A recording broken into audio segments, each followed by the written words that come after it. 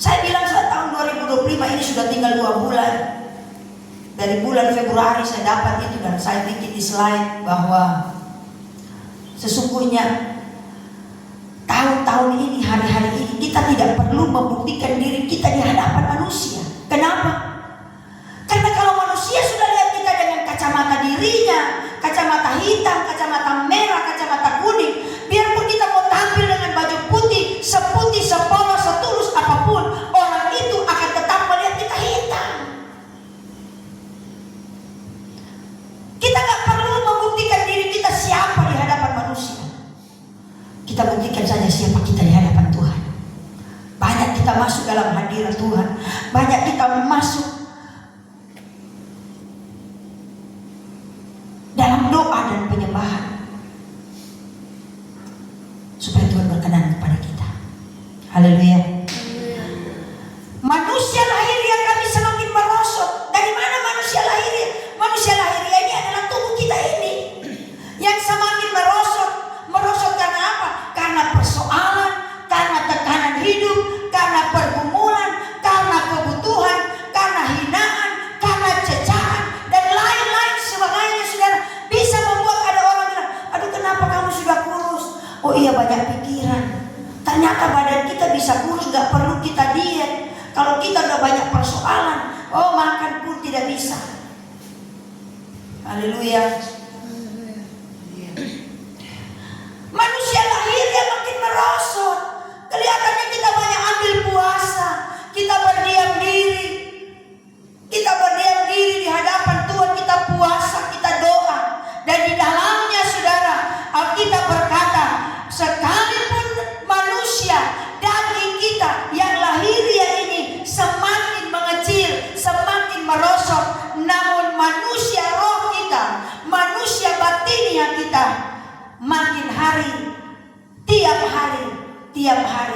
tiap hari makin dibaharui oleh Tuhan. Amen. Tubuh kita boleh habis. Ada lagunya itu. Sekalipun tubuh ini, ya, dagingku dan hatiku habis lenyap. Daging dan hati habis lenyap, saudara. Namun Tuhanlah kekuatanku. Jadi kadang-kadang hati ini kalau sampai boleh mau habis. Tuhan mendidik kita, Tuhan membentuk kita supaya kita menjadi orang-orang yang manusia yang dibaharui setiap hari. Berarti tidak dapat disangkal kita setiap hari akan mengalami tantangan. Setiap hari kita dibaharui oleh sekitar kita, oleh orang-orang yang ada di sekeliling kita, untuk membentuk kita menjadi manusia batiniah yang dibaharui. Haleluya. Saudara mau dibaharui? Jadi waktu kita mengalami cercaan, kita mengalami hinaan, kita mengalami bulian, saudara, kita kalau orang yang dibaharui memberikan, merelakan hati kita di hadapan Tuhan, kita tidak akan sampai bunuh diri. Ada orang terlalu banyak dibully, diintimidasi, tanpa kita sadar bulian kita itu membuat orang bisa bunuh diri, saudara. Tapi kita kadang-kadang gak merasa bahwa kita menyakiti orang. Kita dibully sehingga menyebabkan orang lain bunuh diri, saudara. Dan kita juga kalau gak kuat dibully, kita gak kuat diintimidasi, kita gak kuat mengalami hinaan dan cercaan, maka kita juga bisa depresi, saudara. Tetapi saya percaya orang-orang yang hatinya, manusia rohnya semakin dibaharui oleh Tuhan, dia mengandalkan kekuatan Tuhan, maka saya percaya dia akan mengalami kemuliaan. Ayat 17 bilang begini, saudara. Sebab penderitaan ringan yang sekarang ini mengerjakan bagi kami kemuliaan kekal yang melebihi segala-galanya, jauh lebih besar daripada penderitaan kami. Jadi saudara, saya mau bilang hari-hari ini penderitaan yang kita alami, tekanan-tekanan yang kita alami, saudara, Alkitab bilang, dan hari ini saya percaya bahwa inilah janji Tuhan, perkataan Tuhan kepada kita semua, bahwa penderitaan ringan, katakan penderitaan ringan.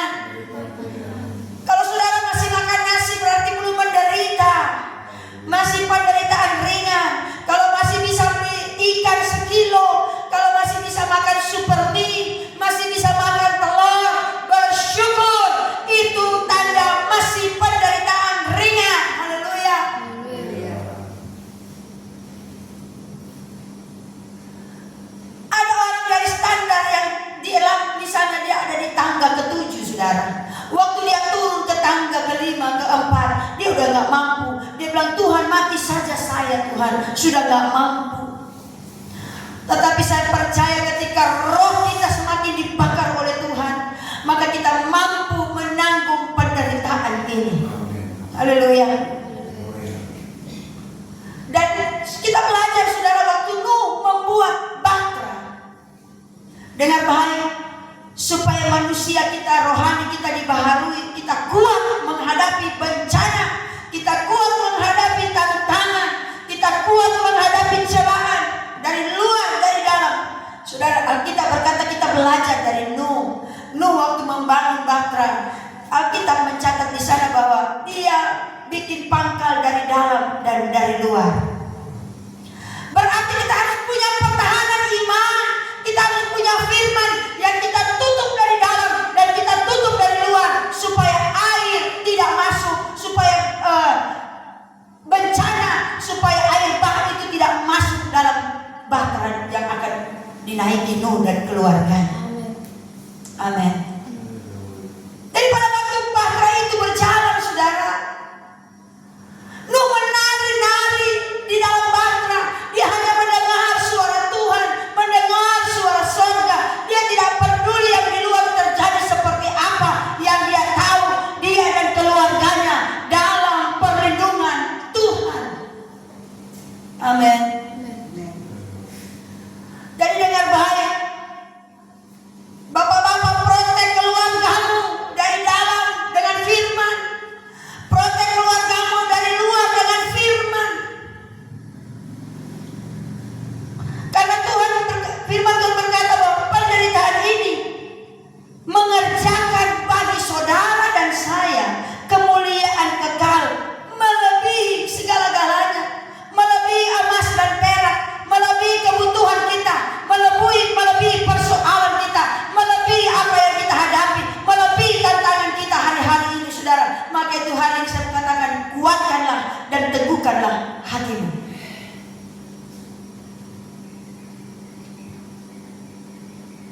Ini dia bilang begini, saudara. Karena penderitaan yang kita alami sekarang ini mengerjakan bagi kami kemuliaan kekal yang melebihi segala-galanya, jauh lebih besar dari penderitaan yang kita alami. Amin. Amin. Tidak apa-apa. Dari luar begitu banyak serangan, tetapi kalau kita taruh seperti Nuh, kita blokir, buat pangkal dari dalam, maka itu tidak akan menembus dan tidak akan merusak bahtera kita. Amin. Amin. Ayat 18. Sebab kami tidak memperhatikan yang kelihatan, melainkan yang tak kelihatan. Karena yang kelihatan adalah sementara, sedangkan yang tidak kelihatan adalah kekal. Ada banyak orang ingin terlihat, ada banyak orang memberi hanya untuk dilihat, diakui oleh orang, diakui oleh dunia, diakui oleh sekeliling, saudara. Tetapi inti dari kehidupan kita bersama Kristus adalah ketika kita memperhatikan yang tidak kelihatan, yang mendatangkan hidup yang kekal. Banyak orang gengsi, saudara. Ya, kelihatannya baik-baik saja. Dalam kesesakan, dalam penderitaan, dalam kesusahan, hati kita harus dijaga, saudara, supaya kita mampu melewati setiap penderitaan yang Tuhan izinkan. Berarti yang dialami, kita alami, saudara, tidak beda-beda jauh dengan Rasul Paulus alami. Waktu dia masuk dalam ladang Tuhan, dia mengenal Tuhan secara pribadi. Apakah Daud memperkaya dirinya? Tidak.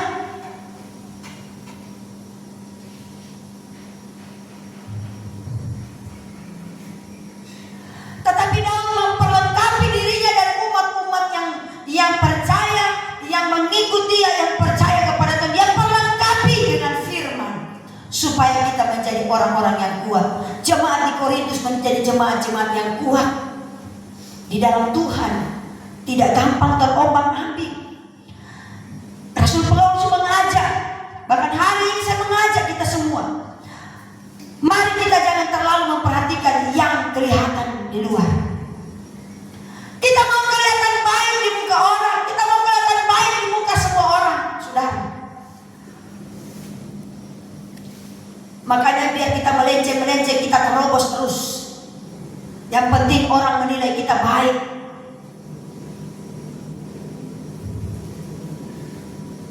Sudahlah, kalau memang orang mau menilai kita tidak baik, ya sudah, itu penilaian orang, itu pilihan orang melihat kita baik atau tidak. Ya, orang yang tenar, ya, saya pelajari ketika orang-orang baru tenar, para selebriti, para penyanyi yang baru-baru tenar, bukan sedikit juga netizen-netizen yang membuli, yang menghina, yang mengejek dan lain sebagainya. Tetapi apakah dia fokus dengan hinaan dan ejekan? Dia tetap berkarir, dia tetap berkarya untuk kemajuan hidupnya. Amin.